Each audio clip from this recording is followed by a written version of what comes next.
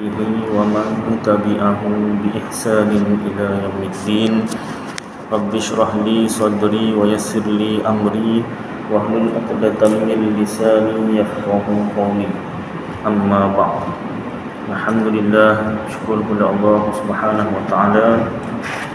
Takdir Allah yang sejak azali Allah Taala zahirkan, Allah Taala jadikan kita dapat sama-sama sambung belajar ataupun ulang kaji ilmu tauhid khasnya dan ilmu agama yang lain amnya. Seperti biasa kita mulakan dengan selawat Ibrahimiyah. Kita baca bersama-sama. Allahumma salli ala Muhammad wa ala ali Muhammad kama sallaita ala Ibrahim wa ala ali Ibrahim wa barik ala Muhammad wa ala ali Muhammad kama barakta ala Ibrahim wa ala ali Ibrahim fil alamin innaka Hamidum Majid. Alhamdulillah.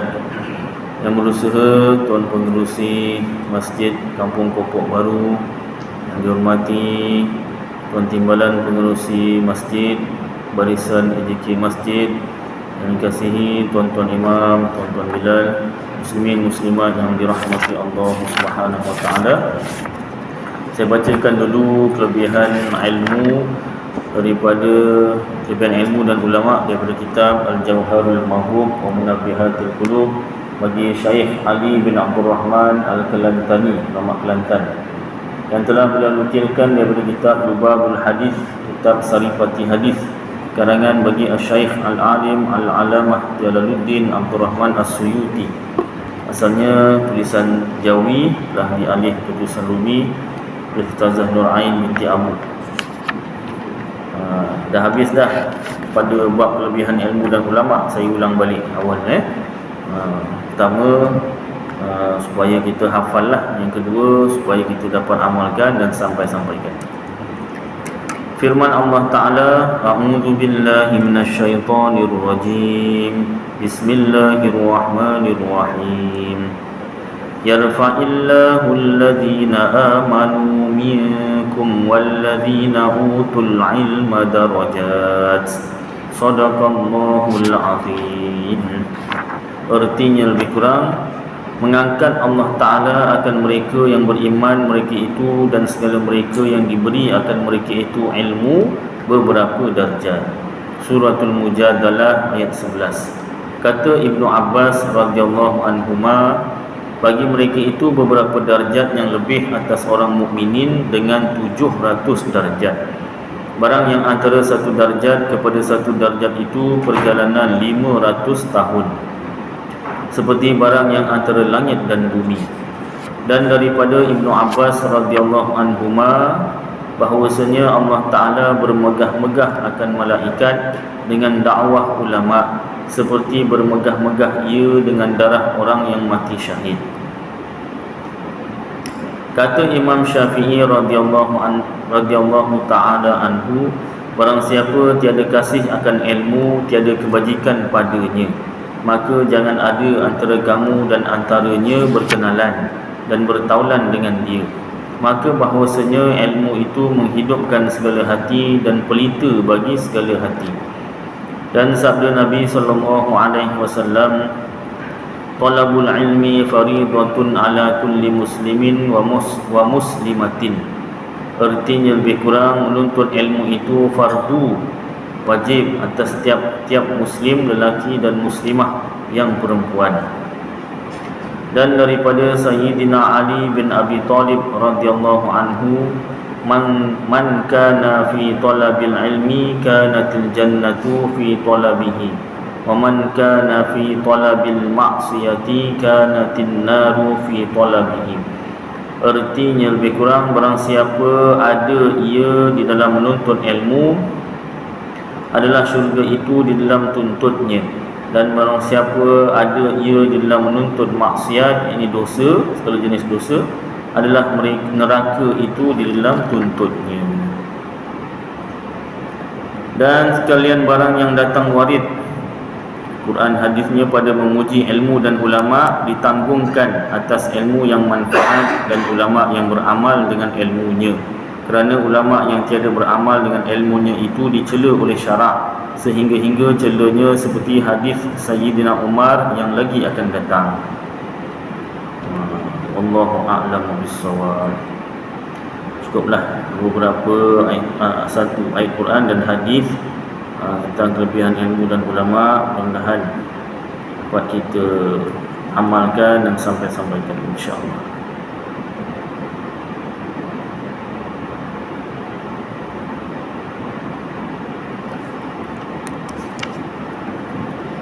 Baik, kita sambung pembacaan kitab Aqidatun Najin fi Ilmi Usuluddin bagi Syekh Zainul Abidin bin Muhammad Al-Fatani, ulama Patani, Thailand, Melayu Thailand, yang juga dikenali dengan nama Tuan Minal. Ini adalah salah satu kitab syarah bagi kitab Matan Ummul Barahin bagi Imam Sanusi. Asalnya kitab ini tulisan Jawi, telah dialih ke tulisan Rumi oleh Ustazah Nur Ain binti Abu Tiga. Tuan-tuan boleh dapatkan di kedai-kedai kitab ataupun beli secara atas talian online. Muka surat 158.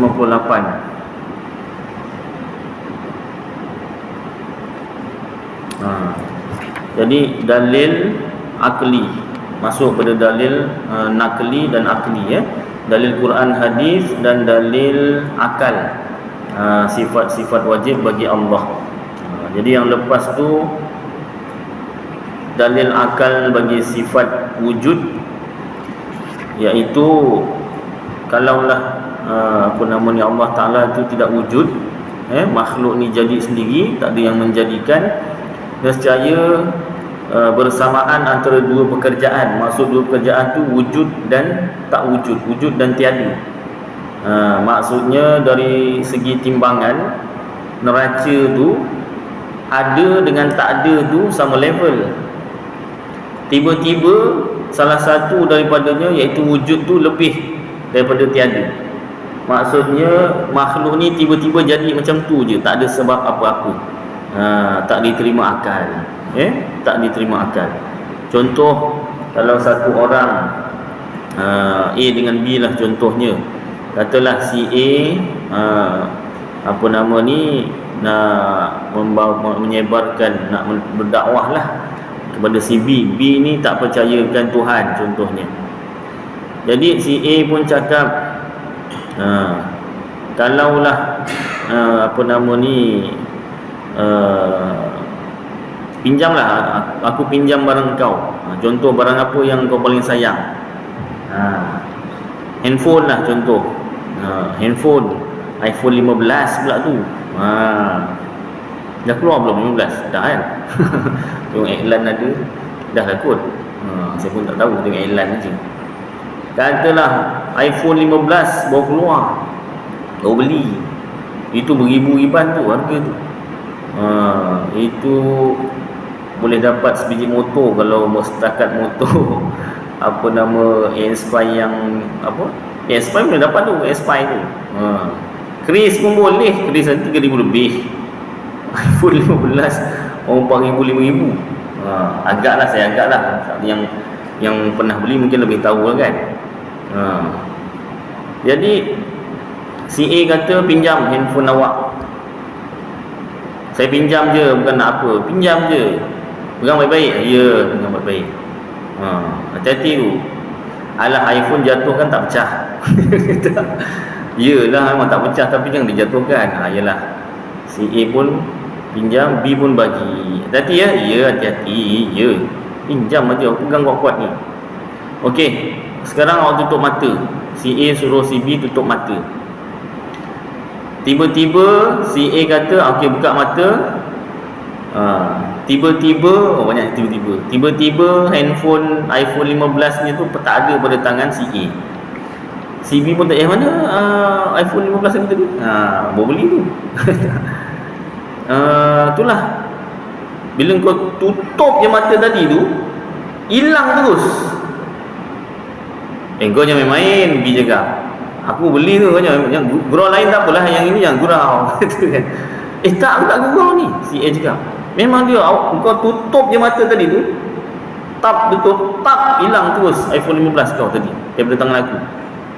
Dah, bayarlah kau ni gurau. Dah, aku nak balik. B percaya tak, dia hilang tak tanpa sebab, tiba-tiba hilang gitu je, tak ada sebab apa-apa, tiba-tiba hilang. Jatuh tidak, dia ambil orang tidak, si A sembunyikan pun tidak, tak percaya. Paling tidak pun dia kata ni A sembunyikan ni, paling tidak. Betul dia cakap, ya ada ni. Alah saja je kan. So si A pun cakap, maknanya kau tak percayalah kalau kau punya iPhone 15 ni tiba-tiba hilang tak ada sebab apa-apa. Apa kau tak percayalah. Paling tidak pun kau lah yang sembunyikan, pasal kau yang pinjam. Maknanya sesuatu perkara tu kalau tak ada atau adanya tu kena ada sebabnya lah. Kena ada sebab, dia cakap. Mana boleh gitu je jadi, tak boleh. Jadi formulanya tu kau pegang baik-baik. Formula apa? Sesuatu benda tu adanya atau tiadanya tu mesti ada sebab, mesti ada yang jadikan. Kalau tiba-tiba daripada ada kepada tiada, mesti ada yang tiadakan. Begitu je sebaliknya, daripada tiada kepada ada, mesti ada yang mengadakan atau menjadikan. Ayolah aku pegang. Jadi benda kecil macam iPhone 15 kau ni pun, kecil tapi mahal lah. Kecil macam iPhone 15 kau ni pun, kau percaya mesti ada yang jadikan, atau dia hilang tu mesti ada yang hilangkan, tiadakan. Takkanlah dunia sebesar-besar tidak ni, besarnya dunia ni pun tak terbayang. Tak? Besarnya dunia ni pun tak terbayang. Bumi punya besar, sebesar-besar bumi ni, dunia ni, bumi lah. Lebih besar lagi matahari. Berapa kali besar? 1000 kali ganda besar. Ya Allah, ya Rabbil Karim. Entah macam mana besarnya, tak terbayang. Dari segi kira-kira tu boleh lah, bumi kali 1000, itulah besarnya matahari. Matahari tu dia sejenis bintang. Matahari tu bintang paling kecil. Dah lah 1000 kali lebih besar daripada bumi. Rupanya dia tu bintang paling kecil dekat alam semesta ni. Lepas tu dia tu bintang paling kecil. Ada bintang yang lebih besar daripada matahari, dan matahari itu dalam sistem suria. Sistem suria tu, keseluruhan sistem suria tu, itu ada dalam galaksi. Galaksi Bima Sakti. Kalau dia sains kan ada galaksi tu kan. Galaksi tu salah satu galaksi ada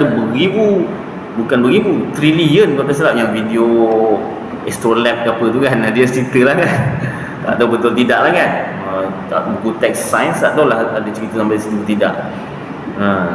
Galaksi ni rupanya ada bertriliun. Ya Allah, ya Rabbil Karim. Triliun. Duit kita pun tak, bukan duit kita lah, duit saya lah. Jauh triliun tu. Ribu tak sampai ke juta. Ribu paling tinggi, ya tak? Sud balik. Orang kata dari bank dia datang, kepada bank dia pergi, ya tak?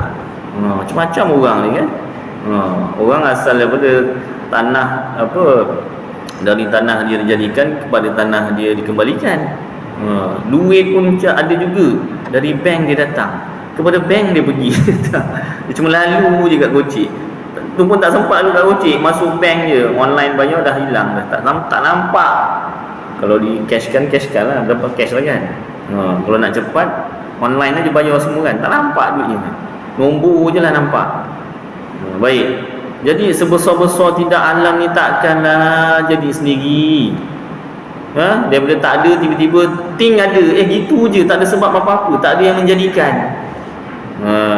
Kalau B tu diberi hidayat oleh Allah Ta'ala, lah itulah kan. Kalau memang Allah Ta'ala dah tutup hatinya, mana sama. Dah mana sama pula adalah. Itu dari segi hujah, dari segi akal, wujudnya Allah Ta'ala, maknanya sesuatu perkara tu tak diterima akal jadi dengan sendiri, mesti ada yang menjadikan. dan yang menjadikan tu Allah Ta'ala. Apa dalilnya? Al-Quran. Allah Ta'ala memberitahu melalui Al-Quran dan hadis dan lisan Rasulullah SAW bersuruhnya, mengatakan yang menjadikan makhluk ni ialah Allah Ta'ala. Apa betul ke Quran dan hadis? Ya, Quran tu betul. Buktinya tak ada siapa yang boleh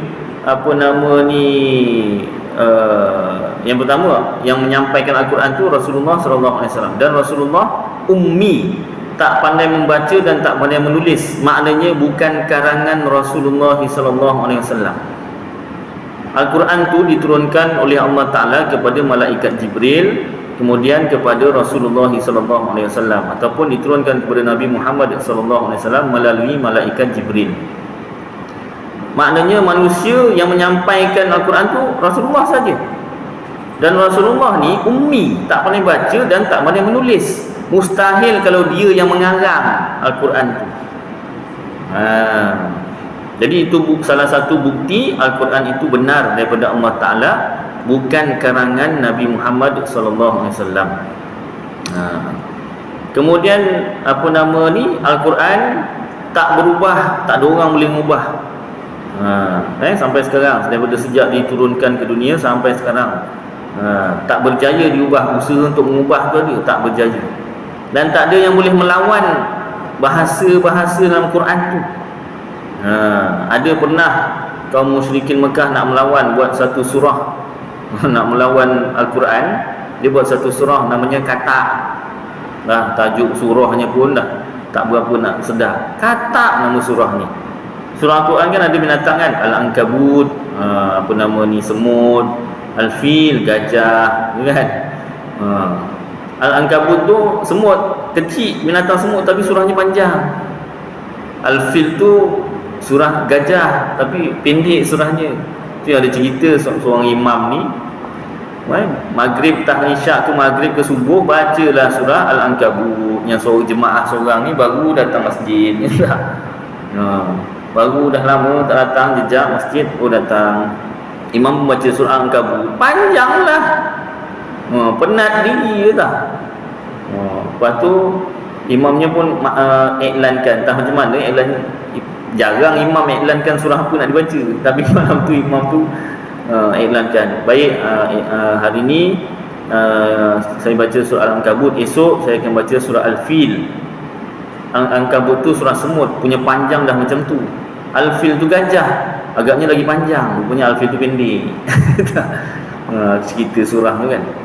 Baik, ada nak dilawan oleh orang kafir, nak melawan bahasa Al-Quran, buat surah Katak, Difdak namanya.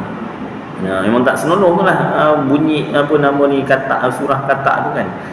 Memang masyarakat pun tak terima, yang sama-sama orang bukan Islam pun tak terima. Apa punya surah kau buat ni? Memang tak boleh lawan langsung, malah merepek meraban. Jadi itu bukti kebenaran Al-Quran dan hadis Rasulullah SAW, dan itu dipadukan dengan dalil akli tadi, dalil akal. Baik, sambung.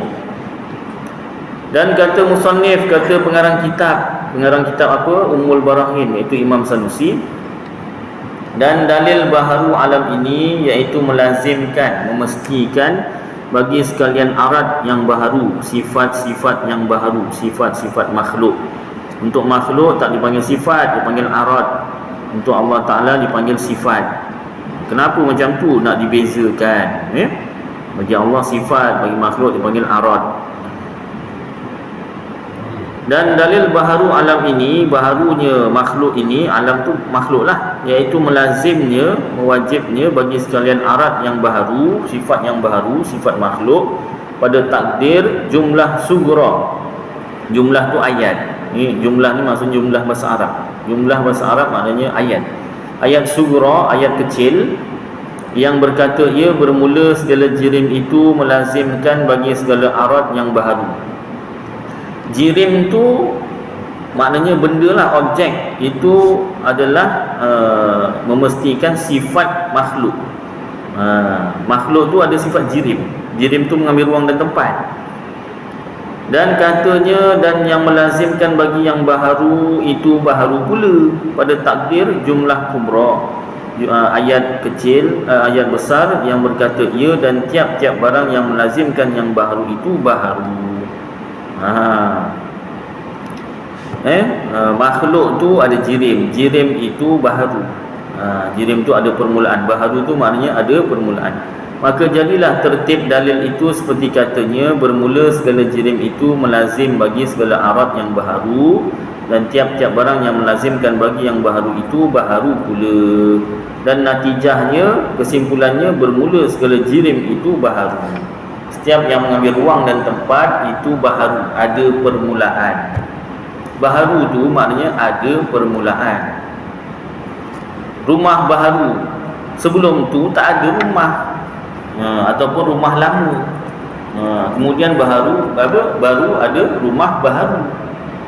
Ada permulaannya. Permulaannya bila dia belilah, ataupun bila dapat kunci, ataupun bila dibina rumah tu. Lagi kereta baharu, mula-mula kereta lama. Kemudian ada permulaannya tu, baru ada kereta baharu tu. Makna baharu tu ada permulaan. Jirim segala yang mengambil ruang dan tempat. Masuklah manusia ke, benda ke, ni semua ni baharu, ada permulaan. Benda hidup ke, benda tak hidup ke, yang mengambil ruang dan tempat itu adalah baharu, ada permulaan. Dan katanya daripada gerak dan diam dan lain daripada keduanya itu bayan. Bayan yang ini penerangan. Bayan tu apa? Penerangan. Bayan asar, bayan maghrib kan. Lagi apa? Macam-macam bayan lah kan. Bayan apa? Penerangan. Penerangan. Bahasa Arab tu, bahasa Arab. Dan katanya daripada gerak, daripada itu tentang gerak dan diam dan lain daripada keduanya, lain daripada gerak dan diam, itu bayan, penerangan bagi segala arat yang baharu, sifat-sifat makhluk yang ada permulaan. Itu penerangan. Dan hanya senya menentukan ia akan gerak dan diam dengan mentasrihkan dengan keduanya, kerana bahawa melazim segala jirim bagi keduanya itu daruriyah, mudah mendapat bagi tiap-tiap yang mempunyai akal. Yang namanya makhluk ataupun jirim tu, objek, dia mesti gerak atau diam. Itu memang maklumlah. Dan katanya dan yang melazimkan bagi yang baharu itu baharu pula. Jirim tu tadi melazimkan bagi baharu, mengambil ruang dan tempat. Jadi jirim tu baharu juga. Artinya kerana bahawa yang melazimi akan sesuatu itu tiada sah bahawa mendahului akan sesuatu itu. Kerana jikalau mendahului akan dia, nescaya ternafi berlazim-laziman, dan iaitu menyalahi kehendak. Kenapa ayat dia berbelit-belit Ustaz? Ini penerangan ulama' dululah. Dia penerangannya tu begitu perinci, sampai ke tahap kita pun tak berapa nak faham. Ayat dia memang disusun begitu perinci. Dan katanya dan dalil baharu segala arat itu dipandang nyata berubah-ubahnya. Apa dalil sifat-sifat makhluk tu? Dan dalil baharu segala arat itu ada permulaannya sifat makhluk tu. Apa dalilnya? Dipandang nyata berubah-ubahnya, sebab dia berubah-ubah. Sifat makhluk ni berubah-ubah. Bermula takrir, pengakuan bahawa dalil itu dikatanya bermula dalil baharu segala arat itu dipandang akan dia berubah-ubah daripada wujud kepada adam dan akasnya sebaliknya. Contoh berubah daripada tak ada, daripada wujud ada kepada adam, pada tiada. Contoh kita ambil satu jirim atau satu makhluk, manusia lah senang. Dah ada ni, wujud kita ada ni. Nanti ada lagi tak? Sampai bila ada? Adalah sampai satu waktu kita pun tak tahu. Adam tak ada, meninggal dunia lah, senang cerita. Adam ni ain dal mim, Adam tiada. Entah bila tak tahu. Baru ni pakcik kepada isteri saya meninggal. Kan? Daripada ada kepada tiada. Dan akasnya dan sebaliknya, daripada tiada kepada ada. Bayi lahir, lahir itu keluar daripada perut, kan? Adanya tu dalam perut dah ada dah tu. Maknanya berubah-ubah. Itu salah satu contoh yang paling mudah lah. Daripada ada kepada tiada, dan daripada tiada kepada ada. Itu sifat makhluk. Maknanya itu adalah dalil ada permulaannya, arad. Tengok yang paling besar, alam. Bukan yang paling besar lah, apa nama ni, yang kita nak pada kita besar lah, contohnya bumi. Bumi kita tak nampak ada kepada apa ni, ada kepada tiada, belum kiamat kan. Tiada kepada ada pun tak nampak juga. Tapi ada perubahan-perubahan lain. Perubahan-perubahan lain apa nanti bawah dia sebutkan. Yang ini contoh yang paling ujung lah. Ujungnya tak ada kepada ada, kemudian sebaliknya daripada ada kepada tiada. Maka iaitu baharu, dan natijahnya kesimpulannya segala arad itu baharu, segala sifat makhluk itu ada permulaan baharu. Dalil menunjukkan jirim itu baharu, masuk pada subtopik dalil menunjukkan jirim itu baharu. Jirim tu yang mengambil ruang dan tempat. Segala yang mengambil ruang dan tempat itu ada permulaan. Apa dalilnya? Dan ketahui olehmu dalil baharu segala jirim itu terhenti ia atas isbatkan zaid, tambahan atas segala jirim. Dan murad yang kendaki ataupun maksud dengan zaid itu segala arad, segala sifat. Dan atas isbatkan berlazim-laziman antara keduanya, dan atas membatalkan segala hawadith yang baharulah, yang tiada awal baginya. Dan bermula demikian itu kerana bahawa orang yang membantah itu terkadang berkata, ia tiada kami benarkan bahawa di sana itu zaid atas segala jirim. Maka kita batalkan akan dia dengan nyata dipandang dari kerana tiada daripada orang yang berakal melainkan mendapat ia akan bahawa ada bagi zatnya suatu yang zaid atasnya, ada tambahan. Sifat tu ada tambahan, jirim tu ada tambahan dia. Maka berkata khasam itu, yang ini orang yang membantah itu, kami benarkanlah akan yang demikian itu, tetapi tiada kami benarkan melazim-laziman antaranya dan antara segala jirim. Tak mesti apa nama ni, sifat tambahan dengan jirim tu. Maka kita batalkan akan dia, patahkan hujah dia dengan musyahadah, penyaksian ketiadaan bercerai tanggal. Jirim mesti ada arad. Ada orang mengatakan jirim-jirim lah, arad-arad. Objek-objek lah, sifat dia lain. Kita batalkan hujah dia, kita patahkan hujahnya dengan apa nama, penyaksian, ketiadaan bercerai tanggal. Antara jirim dengan sifat dia tak bercerai tanggal. Contoh, pen ni warna hitam dan sudut sinar lah, fokus pada yang hitam lah. Pen ni berwarna hitam. Jirim dia, objek dia ialah pen. Warna hitam tu ialah sifat dia. Boleh pisahkan tak? Boleh, tapi apa nama ni, dia akan jadi warna lain pula, lutsina. Kalau pisahkan hitam daripada pen ni, dia akan jadi lutsina. Lutsina tu pun sifat juga. Saya nak pen je, tak ada sifat langsung, tak ada warna langsung. Lutsina pun warna. Lutsina pun warna, ya tak? Jadi tak boleh dipisah, tak bercerai tanggal. Itu nak terangkan, itulah tu.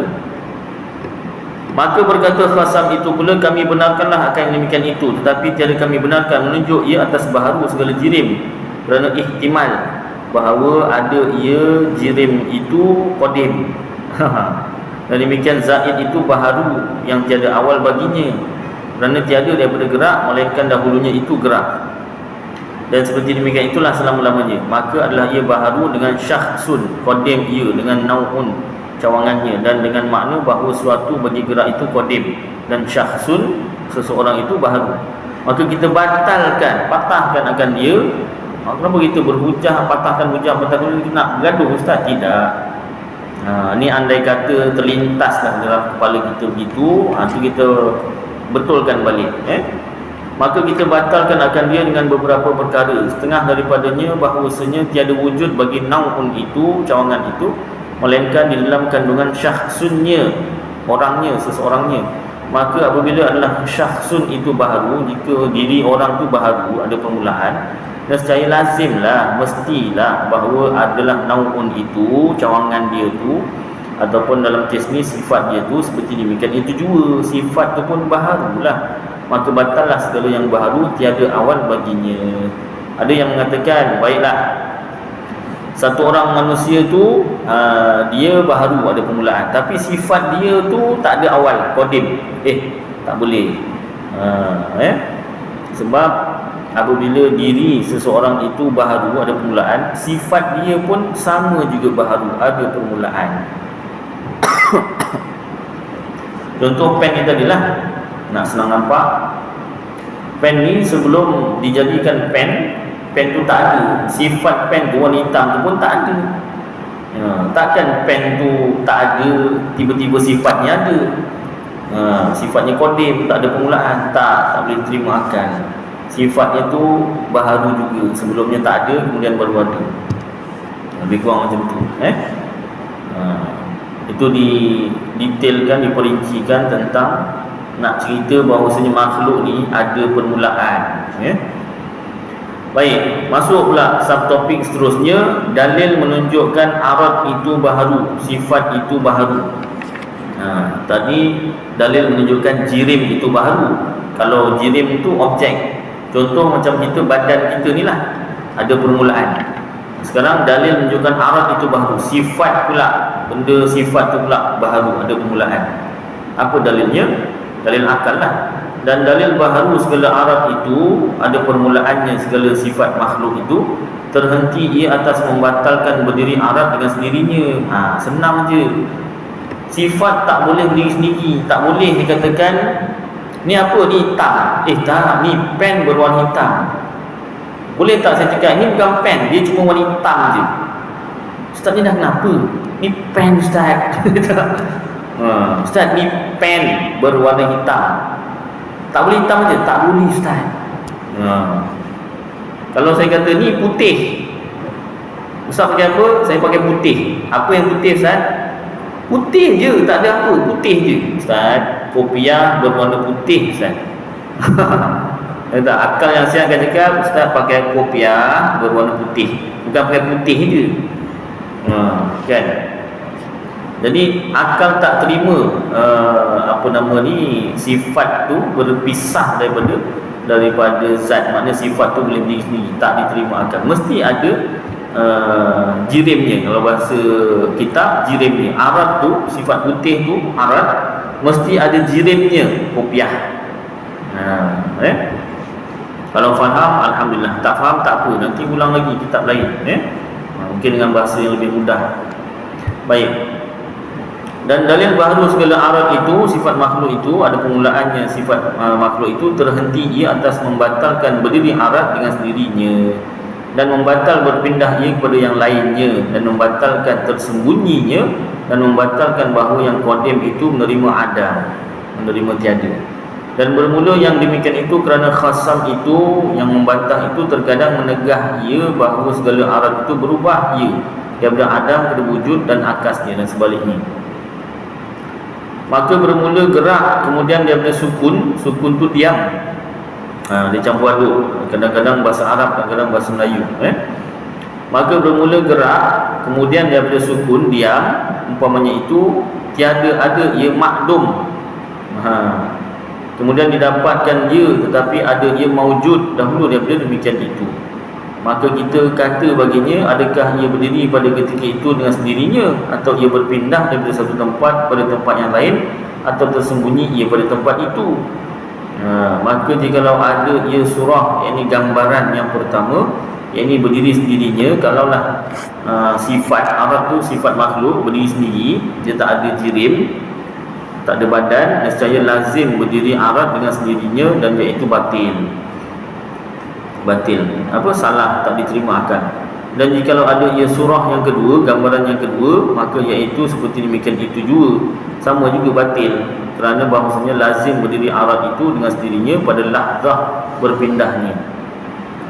Berpindah-pindah, sifat tu berpindah-pindah. Hitam pada pen ni berpindah pada mikrofon contohnya kan.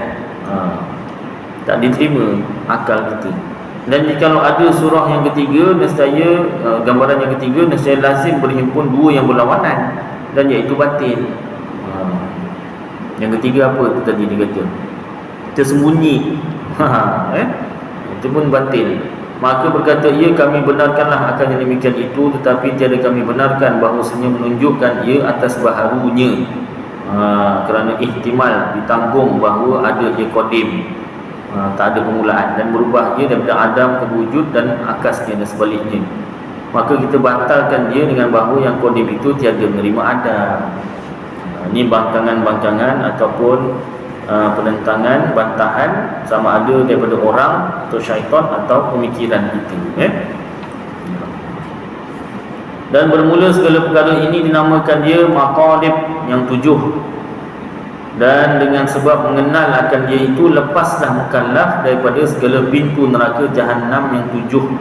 Seperti barang yang berkata akan dia oleh musannif pengarang kitab Ummul Barahin, itu Imam Sanusi, dengan katanya, dan tiada mengetahui akan maqalib yang 7 itu melainkan orang yang rasikh pada ilmunya, yakni orang yang sangat mahir ilmunya.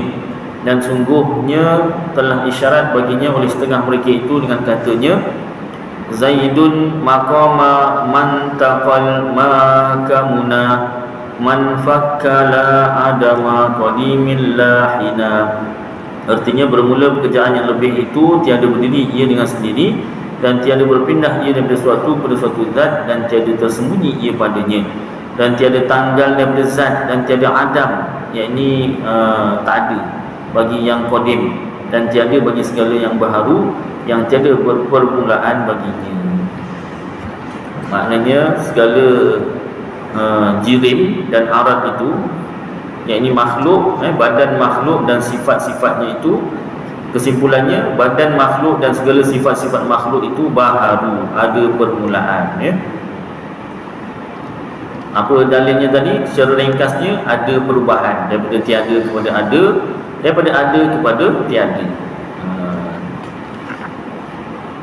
Baik, tadi apa tentang bumi tadi.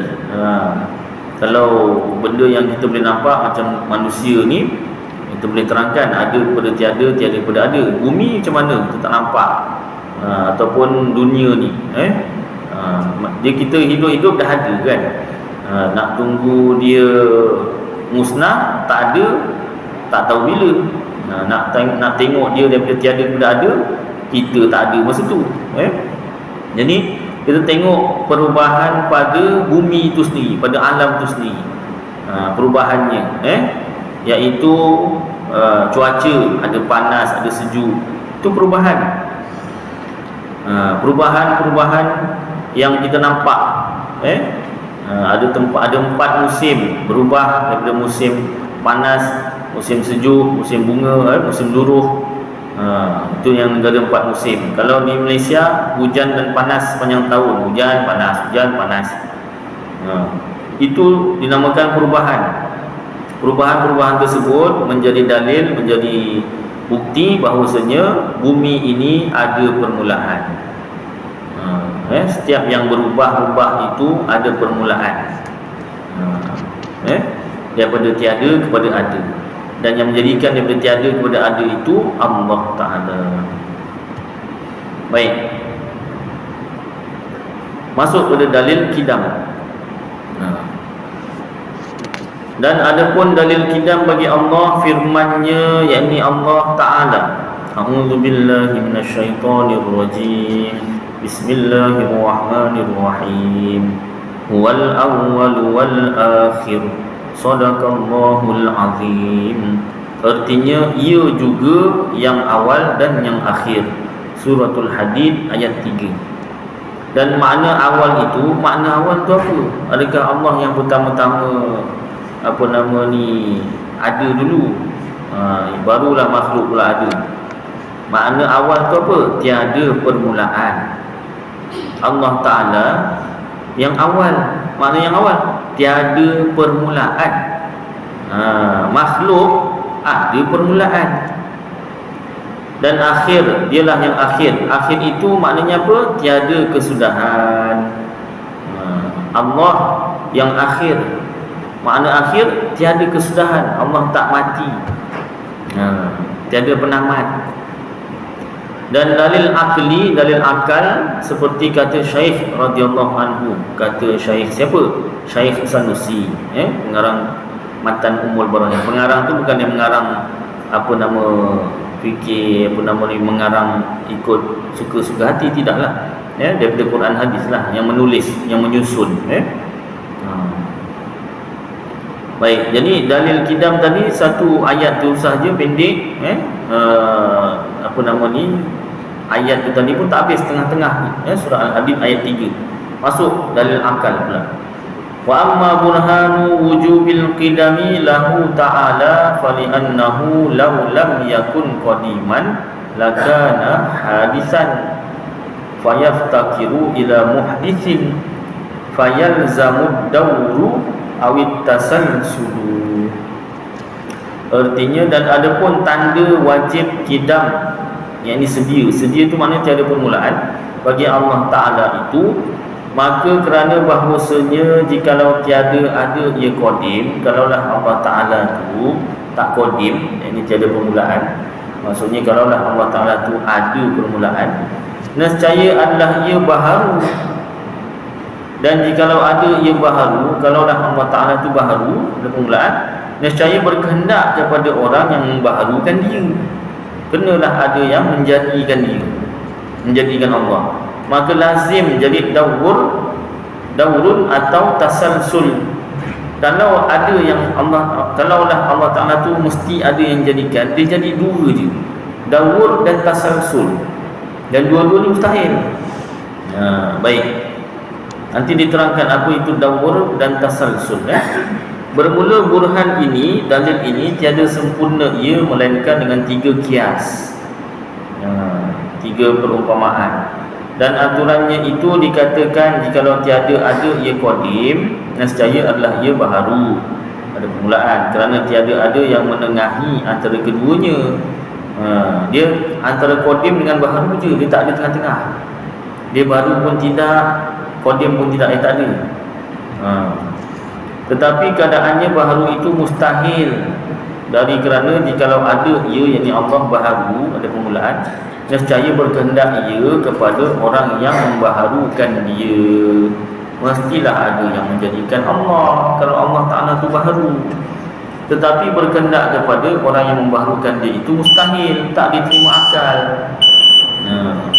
Dari kerana jikalau berkehendak ia kepada yang membaharukan dia, nescaya lazim daur atau tasalsul. Tak sempat tuan-tuan nak kita baca tentang daur dan tasalsul, cukuplah penerangan tentang baharunya alam ini, baharunya makhluk ini menjadi dalil bahawasanya Allah Ta'ala itu wujud tanpa apa nama ni, permulaan lah satu. Kemudian adanya Allah Ta'ala itu tak sama dengan adanya makhluk lah. Makhluk ada permulaan, Allah Ta'ala itu tak ada permulaan. Ya saya boleh.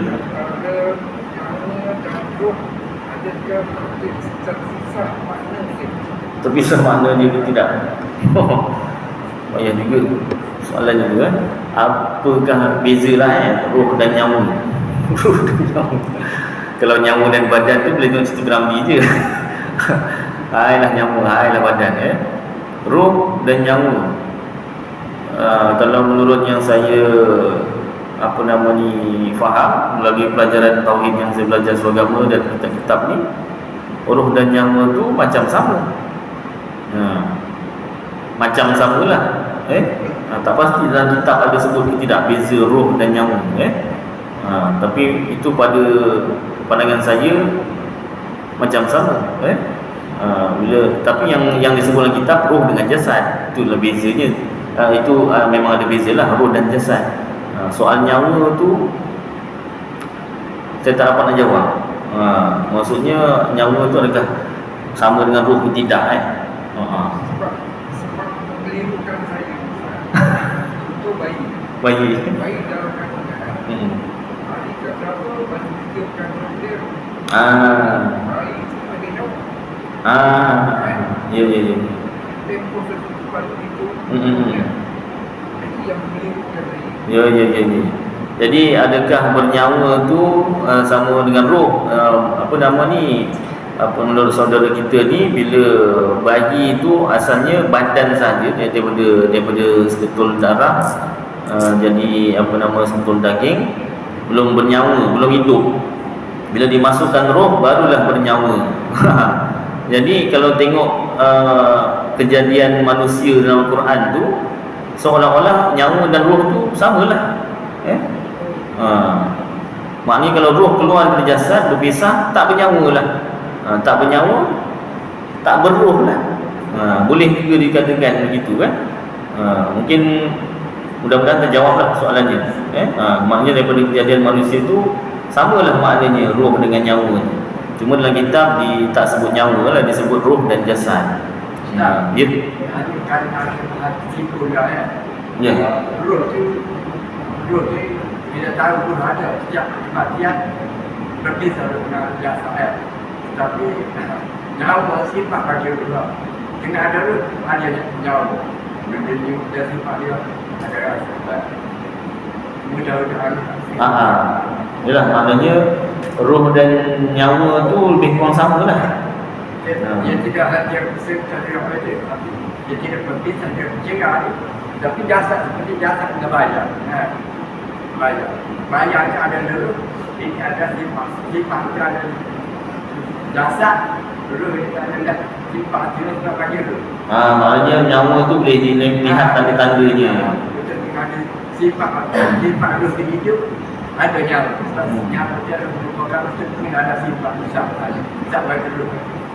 Roh tak nampak, nyawa pun tak nampak juga, tapi ada tanda-tanda. Jadi maknanya roh dengan nyawa samalah. Kalau satu orang sudah terpisah rohnya daripada jasadnya, kita nak tahu dia dah terpisah ke tak terpisah, banyaklah tanda-tanda. Salah satunya nadi lah. Nadi kita kan, dia 7 tempat kat badan kita ni nak cek nadi tu kan. Kalau dah tak, dan apa, nadi dah tak ada, maknanya jantung dah tak berdenyut, itu tanda dah tak bernyawa. Dah tak bernyawa maknanya dah tak berroh. Jadi bernyawa dan berroh sama. Tak bernyawa, tak bernyawa, tak berroh sama lah. Mudah-mudahan terjawab soalan. Ya. Wujud mengendahkan, menguatkan pengendahkan terhadap mati jahil. Jadi soalannya tadi, adakah sama roh dan nyawa? Lebih kurang jawapannya samalah. Mudah-mudahan terjawab ya. Baik, cuma bahasa kita nyawa lah. Kalau bahasa kitab roh dan jasad. Itu jelas bezanya. Baik, jadi mudah-mudahan apa yang kita baca dan dengar jadi manfaat untuk saya dan tuan-tuan, dapat kita amalkan dan sampaikan insya-Allah. Aqulu qawli hadza wa astaghfirullahal azim li wa lakum wa li sa'iril muslimina wal muslimat wal mu'minina wal mu'minat fastaghfiruhu wa ya fawzal mustaghfirin wa ya najatat taibin. Wa sallallahu tabaraka wa ta'ala ala khairi khalqi sayyidina maulana Muhammad wa ala alihi wa sahbihi wa baraka wa sallam. Subhana rabbika rabbil izzati amma yasifun wa salamun ala al mursalin walhamdulillahi rabbil alamin. Taqabbalallahu minkum.